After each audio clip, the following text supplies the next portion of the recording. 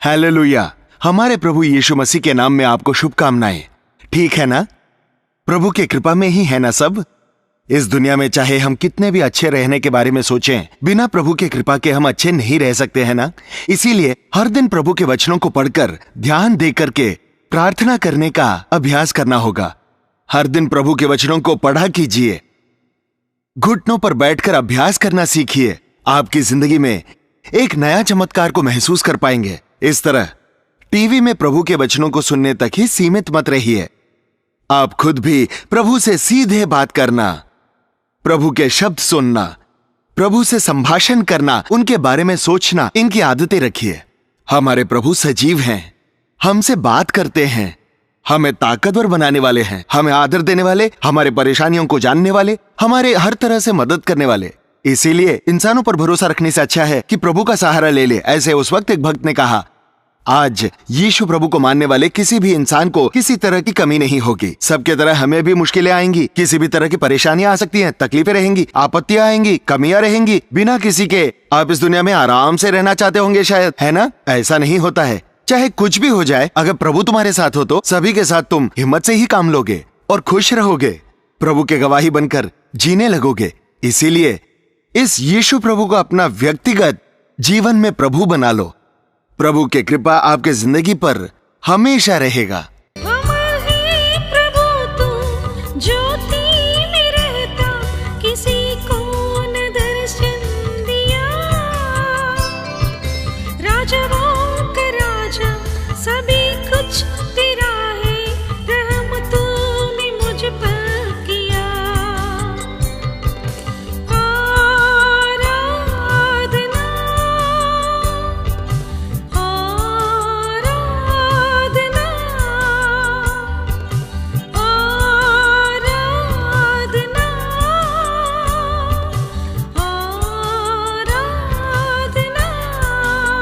Romeo की किताब का 10वां अध्याय 6 वचन से पढ़ रहा हूं। ध्यान से सुनिए। अगर आपके पास बाइबल है तो मेरे साथ साथ आप भी आपकी बाइबल खोलकर मेरे साथ पढ़ते समय अपने अपने बाइबल में देखते हुए पेन से जरूरी बातों को अंडरलाइन कीजिए।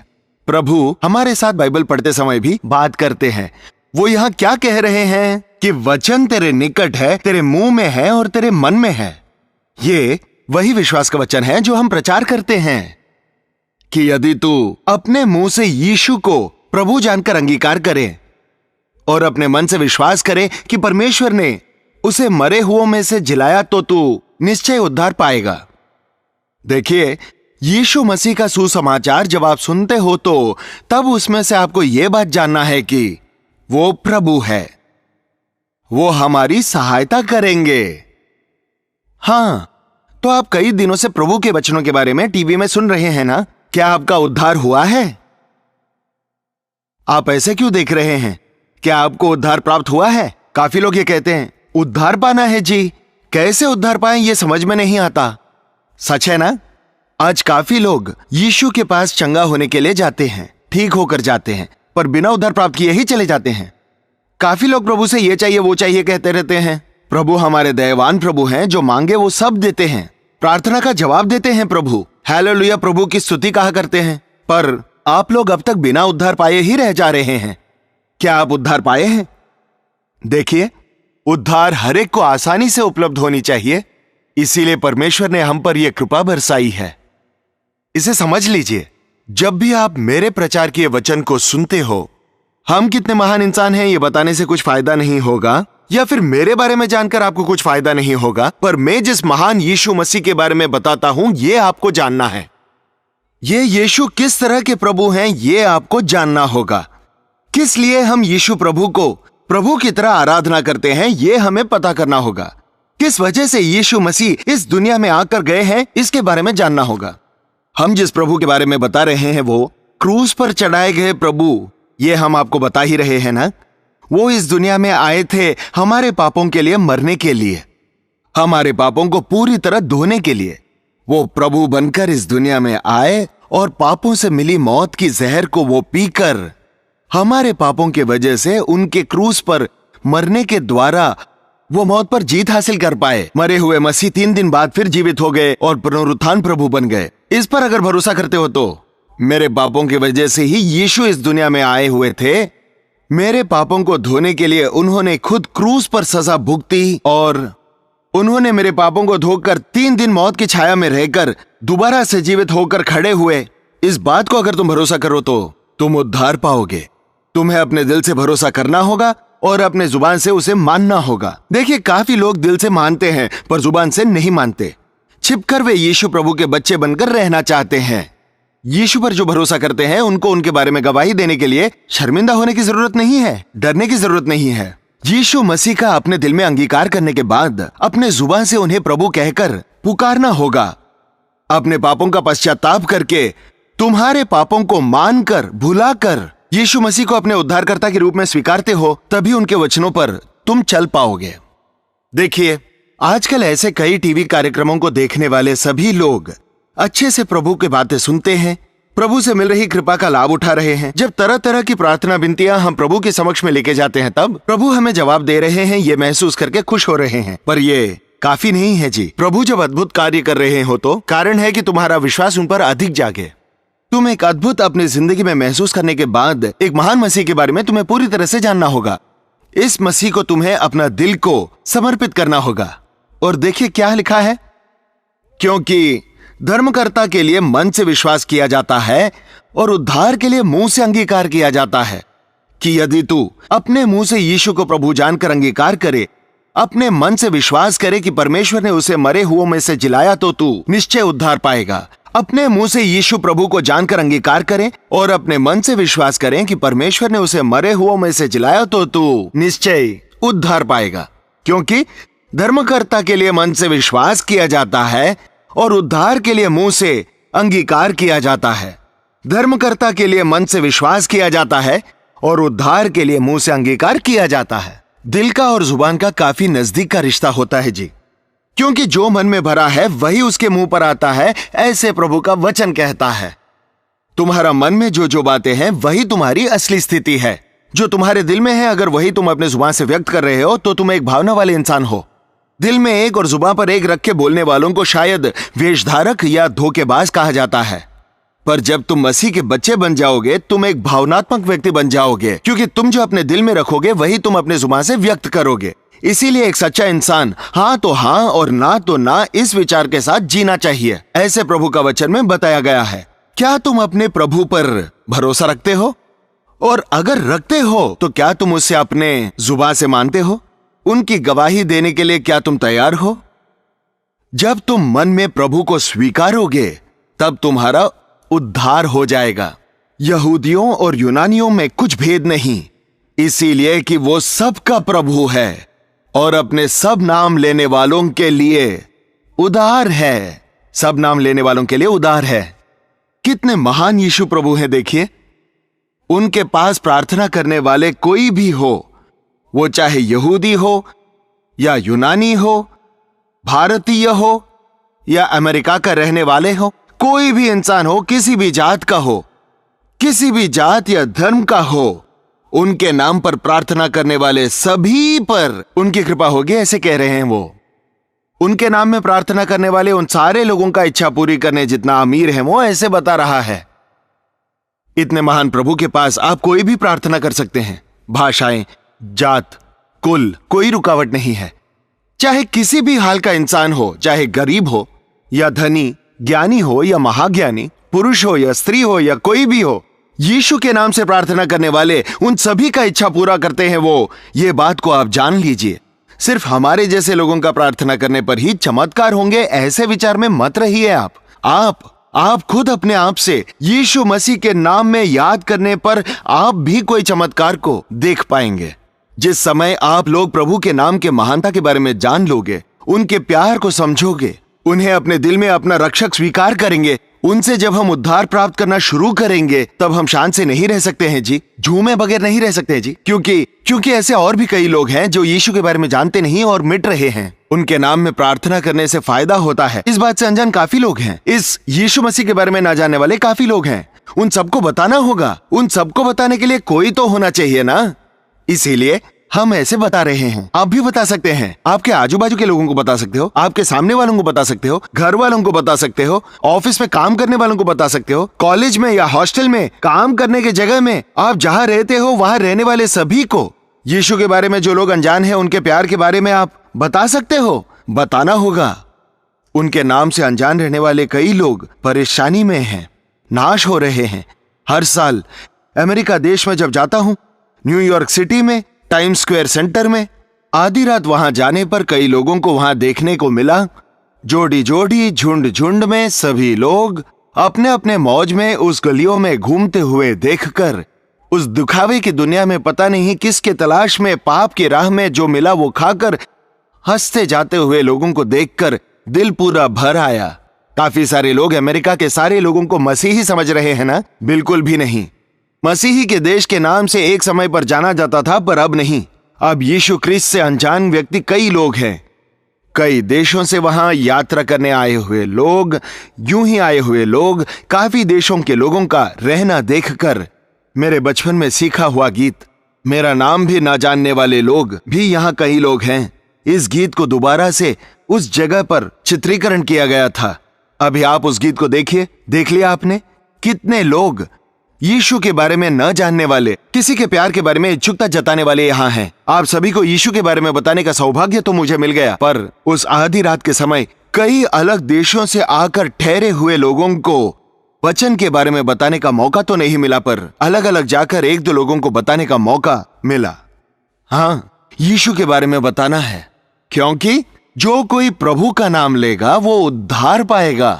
फिर जिस पर उन्होंने विश्वास नहीं किया वे उसका नाम क्यों कर लें, और जिसकी नहीं सुनी उस पर क्यों कर विश्वास करें, और प्रचारक बिना क्यों कर सुने, और यदि भेजा न जाए तो क्यों कर प्रचार करें। देखा, अगर किसी को यीशु मसीह के नाम से प्रार्थना करना है, तो प्रभु पर विश्वास रखना है, तो उनके बारे में सुनना पड़ेगा।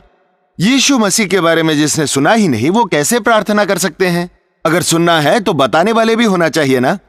यीशु मसीह के बारे में बताने वाला ही नहीं रहेंगे तो सुनेंगे कैसे? उनको अगर सुनना है तो बताना पड़ेगा, बताना है तो बताने वालों को भेजना होगा।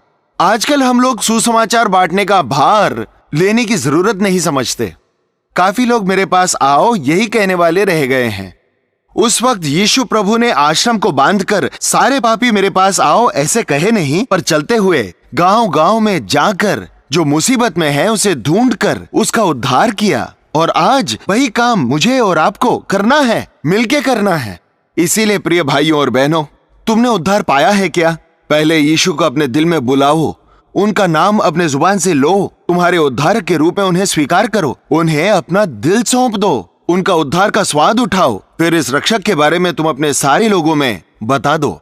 याकूब अध्याय में 5वें वचन में देखने पर तो वो ये जान ले कि जो कोई किसी भटके हुए पापी को फेर लाएगा वो एक प्राणी को मृत्यु से बचाएगा और अनेक पापों पर पर्दा डालेगा।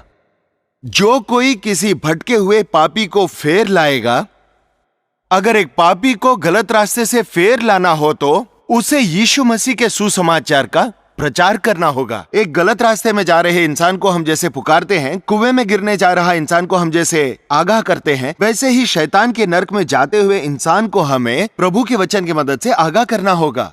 क्योंकि इंसान को लगता है कि जिस मार्ग पर वो चल रहा है वो सही है, पर असल में वो हो सकता है आखिर में मौत का रास्ता बन जाए। हर एक इंसान अपने आप को सही रास्ते पे चल रहा है ऐसे समझते हुए आगे बढ़ते ही जाता है, पर विनाश के रास्ते में है, सीधे नर्क की ओर जाने वाला है। इस सच्चाई से अनजान ही रह जा रहा है। ऐसे लोगों को प्रभु के तरफ ले आना है, तो ऐसे इंसान को उद्धार के रास्ते में चलाना हो तो एक महान मसीह के बारे में उन्हें बताना होगा। बाइबल में व्यवस्था के बारे में है, नियम है, आज्ञा है। अगर हम 10 आज्ञाओं के मतलब को भी जान लें तो हम चकित रह जाएंगे। कोई भी इंसान उस 10 आज्ञाओं के सामने खड़े रहकर मैं उन्हें मानता हूं ऐसे हिम्मत के साथ नहीं बता सकता। धर्मशास्त्र के हिसाब से अगर हमें ईमानदार रहना हो तो किसी तरह की मिलावट, दोष न हो, ऐसे हमें जीना होगा। वो नामुमकिन है, पर कृपा की वजह से हम बचाए गए हैं। तो धर्मशास्त्र क्यों दिया गया है? ऐसे सवाल करें तो जो उद्धार हमें मिल रही है वो कितनी कीमती है, प्रभु के दिए गए पाप के क्षमापण कितने कीमती हैं, वो जानने के लिए प्रभु ने हमें धर्मशास्त्र दिया है। हम कैसे दोषी हैं, हम किस तरह के इंसान हैं, कितने बुरे इंसान हैं, अपने आप को जानने के लिए यह धर्मशास्त्र काम आता है। पर उस हाल से बाहर निकलने के लिए, उस पाप से पीछा छुड़ाने के लिए, शुद्ध करवाने के लिए, रास्ता मोड़ने के लिए प्रभु यीशु मसीह की हमेशा जरूरत होगी। इसीलिए वो इस दुनिया में आए थे, सीधे नरक की ओर ले जाने वाले रास्ते से हटाकर प्रभु का रास्ता दिखाकर स्वर्ग राज्य में ले जाने के लिए ही हम ये कलवरी दर्शन कार्यक्रम आपको दिखा रहे हैं। समय गुजारने के लिए या कोई नाम कमाने के लिए या पैसे कमाने के लिए, जैसे दूसरे कार्यक्रम के लोग करते हैं, उन मतलबों के लिए हम ये कार्यक्रम नहीं कर रहे हैं। इस बात को हम दोबारा से बता रहे हैं। आपका उद्धार होना चाहिए, नरक के रास्ते से हटकर राज्य के वारिस बनना चाहिए। धरती पर सुख चैन दुख पैसा हो या ना हो, इससे कुछ नुकसान नहीं, पर मरने के बाद राज्य के सुख चैन को खोकर अगर हम हमेशा के लिए नरक में चले जाएं तो हम बदनसीब कहलाएंगे। यह हम सबका दुर्भाग्य होगा। पापियों को नरक के रास्ते से हटाना होगा, ऐसे प्रभु का वचन बताता है। अगर कोई कीमती तोहफा तुम्हें कोई दे सकता है, पर अगर उसका मोल तुम्हें नहीं पता हो तो वो कितना अनमोल चीज है तुम्हें पता नहीं चलेगा। इसीलिए कुछ लोग तोहफा देते समय कुछ लोग उसका मोल, उसकी कीमत का स्लिप उसी में रखते हैं। ओ, 1 लाख रुपए का ये गिफ्ट मुझे मुफ्त में दे दिया। ये 10,000 की चीज मुझे तोहफे में मुफ्त में मिल गया क्या? ये सोच में रहने के लिए धर्मशास्त्र पाप कितना कठोर होता है ये हमें जानकारी देता है। पापों पर माफी मिलना कितना अनमोल होता है ये हमें जानना होगा। मुफ्त में प्रभु हमें बचा तो रहे हैं, पर वो उद्धार हमें मुफ्त में देने के लिए प्रभु ने उस क्रूस पर कितना खून बहाया होगा ये हमें जानना होगा। उनके गवाही बनकर जी सकेंगे। प्रिय भाइयों और बहनों, क्या आप उद्धार पाए हैं? अपने दिल में प्रभु को स्थान दिया है क्या? अपने जुबान से मानते हो ना तो उद्धार पाओगे। तुम ईमानदार नहीं हो, तुम्हारे पापों से छुटकारा नहीं मिलेगा। ऐसे चिंता करते मत बैठना। जो कोई प्रभु का नाम लेगा वो उद्धार पाएगा। उद्धार मिलने के बाद हम लोगों को प्रभु के नाम से प्रार्थना करना होगा। तुम जब प्रार्थना करोगे तब प्रभु तुम्हारे पापों को माफ कर देगा, धो देगा। शैतान और बुरी आत्मा से जीतने की तुम्हें ताकत देंगे। तुम अपने गलतियों के लिए पछतावा करते समय, प्रार्थना करते समय तुम्हें प्रभु माफ कर देगा, तुम्हारे पापों को माफ कर देगा, तुम्हें शैतान पर जीत हासिल करने की हिम्मत देगा। पवित्र जिंदगी जीकर यीशु से ईमानदारी से इस दुनिया में उनकी गवाही बनके जीने के लिए कृपा देंगे। इसीलिए उद्धार पाए आप लोग उनके नाम से प्रार्थना कीजिए, उनका गवाही बनकर रहिए। उतना ही नहीं, आपका उद्धार किया गया है और कई लोग पाप के रास्ते में जी रहे हैं। ये जानकर नरक की दुनिया में पाप के रास्ते में डूब रहे लोगों को उनके तरफ फिराकर इस तरफ प्रभु के बारे में उन्हें बताना होगा। यही काम के लिए मैंने अपने आप को 18वें साल में ही उनको सौंपकर गांव में, छोटे छोटे गांव में, पिछड़ी जाति लोगों के पास जाकर रस्तों में, गलियों में, जहां जहां मौका मिला वहां, पत्तों वाली घरों में, जहां 10 लोग, 2 लोग, 3, 4, 5 लोग, वहां प्रभु का वचन को सुनाते हुए, कल तक रेडियो में, आज टीवी में, अब कलवरी दर्शन के सभा की मदद से कई जगहों में प्रभु के वचन के बारे में बताने का एक महान मौका मुझे प्रभु से मिला है। इसीलिए उनके नाम की स्तुति करता हूं। फिर भी और बहुत कुछ करना है, इसीलिए और सुसमाचार प्रचार करने के लिए और कई जगह बाकी हैं। सुसमाचार सुने नहीं ऐसे और कई बाकी हैं। इसीलिए धन प्राप्ति करने के लिए या बड़े बड़े बिल्डिंग बनाने के लिए धोखेबाजी से इस दुनिया में रहने का कोई इरादा न रखते हुए, प्रभु के दिए हुए हर तोहफे का उन्हीं के लिए इस्तेमाल करते हुए मैं तो अपने घराने समेत यहोवा की सेवा नित करूंगा। प्रिय भाइयों और बहनों, तुम भी अपनी जिंदगी को प्रभु के हवाले कर दो। प्रभु के हाथों में जो जिंदगी होती है वो कितनी कृपा की गई, कितनी आशीष से भरी हुई और कितने लोगों को आशीष दिला सकते हैं, इस बात को आप मेरे जिंदगी से पहचान सकते हैं। अपनी जिंदगी देकर प्रभु के बारे में बताना अलग है, जुबान से उनका वचनों को बताना अलग है। कोई अपनी जुबान से बताता है पर उनका गवाही नहीं होता, और कोई गवाही दे सकता है पर वो जुबान से कहेगा नहीं और निडर होकर बताएगा नहीं, पर दिल में उन्हीं को रखकर जुबान से उस बात को मानकर दुनिया में उनका गवाही बनकर जीने पर ही इस दुनिया में प्रभु का नाम का महिमा कर सकते हैं। नरक में जाते हुए आत्मा में बदलाव लाकर प्रभु के ओर ले जा सकते हैं। तो आप भी मेरे साथ प्रार्थना में साथ देंगे। पवित्र और प्रेमी पिता, इस वक्त इस संदेश को सुन रहे हर एक इंसान को दर्शन दीजिए प्रभु। सुसमाचार सुन रहे, टीवी कार्यक्रम हमेशा देख रहे लोग, अभी तक उद्धार का अनुभव जिसने नहीं किया है, उसे अभी आप दर्शन दीजिए प्रभु। उनके दिलों में आप ही हो प्रभु, आप ही उद्धारक हो, यह विश्वास जागने के लिए, वो अपनी जुबान से मानकर गवाही देने के लिए उनकी मदद कीजिए। पवित्र आत्मा का सामर्थ्य उन पर बरसाइए प्रभु। उद्धार प्राप्त हुई नई जिंदगी के अनुभव को आज से उनके जिंदगी में देखने की मदद कीजिए। हमारी सारी गलतियों को, सारे पापों को, सारे असहाय कामों को कई सालों पहले आपने प्राण देकर हमें माफ किया। इसीलिए पिता, दोबारा से आपके पवित्र खून को हम में छिड़क कर इस प्रार्थना में शामिल हर एक इंसान को पवित्र कर दो प्रभु। किसी भी इंसान को किसी भी पाप के लिए हमारे दिल में जगह नहीं है, सिर्फ प्रभु ही हमारे दिल के सिंहासन के मालिक हैं। ऐसी कृपा बरसाइए प्रभु। आपके नाम से अनजान लोगों के पास जाकर आपके वचन का प्रचार करने की कृपा करो प्रभु। जैसे पौलुस ने कहा कि अन्य जातियों के बीच जाकर वचन का प्रचार करो। टीवी कार्यक्रम से या किसी सभा में जाकर या स्वयं जाकर आपके वचन का प्रचार करने वाले हमको, इस कार्यक्रम को देखकर उद्धार हमें समझ में आया कहने वाले सभी पर तेरी कृपा बनी रहे।